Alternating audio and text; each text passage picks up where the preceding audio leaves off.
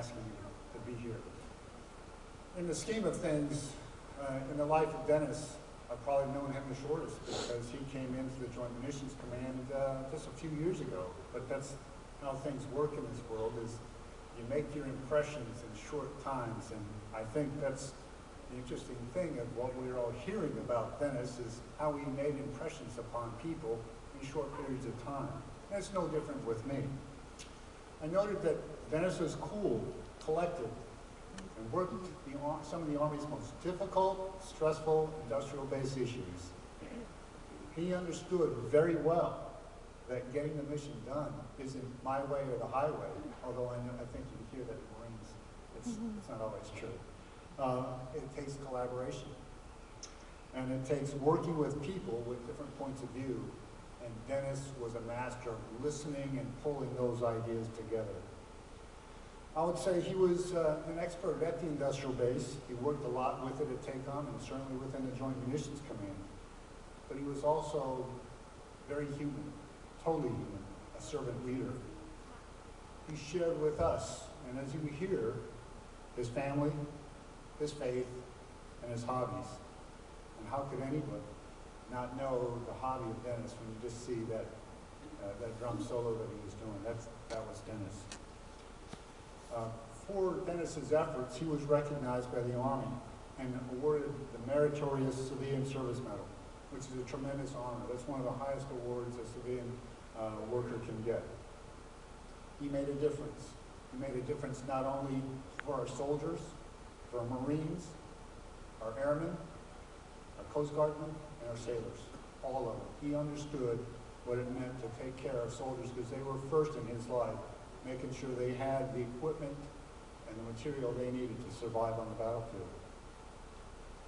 But Dennis is also a person who understood that we're all on a journey, and we complete our journey one step at a time. And he did it in a way to make a difference along the way, along each step. His legacy is our memory and the way he touched us.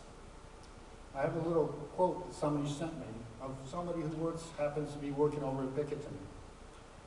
And this is one of the emails that has been referenced that Dennis set out. Dennis wrote, "Don't know what's coming, but know God is good and will provide all we need.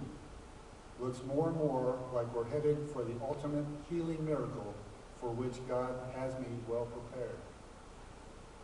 What a tremendous thought that he leaves with all of us, and that's from someone who he had touched with that.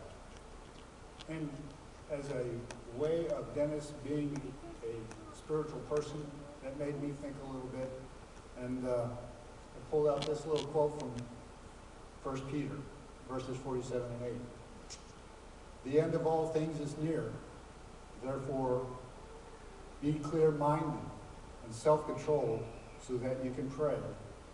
Above all, love each other deeply, because love covers over a multitude of sins."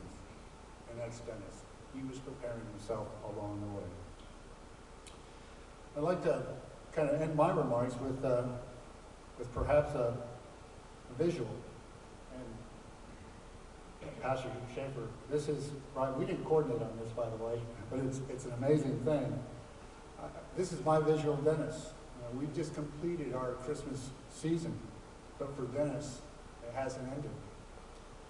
You hear the song, "The Little Drummer Boy," but I picture Dennis not as the little drummer boy, but as a saint playing his drums for Jesus.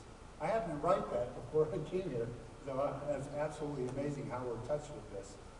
And I leave you that thought. Just think about that, not as a season of Christmas, but each and every day, what can we do for each other?